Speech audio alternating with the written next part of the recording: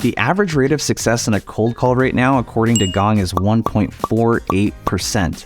Think about that for a second. That means we have a 98% chance of failure when the prospect picks up the phone and decides to take our cold call. It's a lot of effort, right? On the other hand, what I see from world-class reps is that they have success rates of 30% or higher. And that's from my personal experience in making tons of cold calls myself and also training thousands of reps on the approach that you're going to learn in this course. So that means that 1 out of every 3 prospects they connect with turn into a qualified meeting. I call this the top performer gap. And it's the difference, which is really pretty crazy when you look at it, between an average performing rep and a top performer and how they conduct themselves on a cold call. There's a few things that actually might surprise you. Number 1 is top performers deal with call reluctance.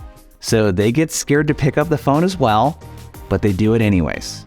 Number 2 is they speak more than the prospect. So as a percentage of talk time, usually when I ask reps, how long should you be talking versus the prospect, I usually hear answers like 10%, 20, 30%. And Gong's data actually supports that top performing reps speak more than prospects on cold calls. It's about 55% rep and 45% prospect.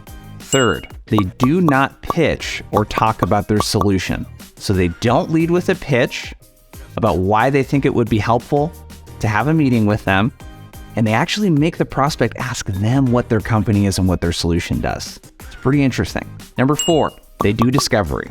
So there's a lot of talk on LinkedIn right now, especially if you consume sales content, that discovery calls happen later in the sales cycle and a cold call is not a discovery call. And it's important to know that discovery is not a call. Discovery is an act. It's something we're doing throughout the entire sales process. So on a cold call, yes, you're going to do a tiny bit of discovery. You should ask questions, and it's all about getting the prospect to talk about what they care about. 5, top performers are the first ones to say goodbye. So the ultimate power move on a cold call is for you to cut the call short, not for the prospect to say goodbye.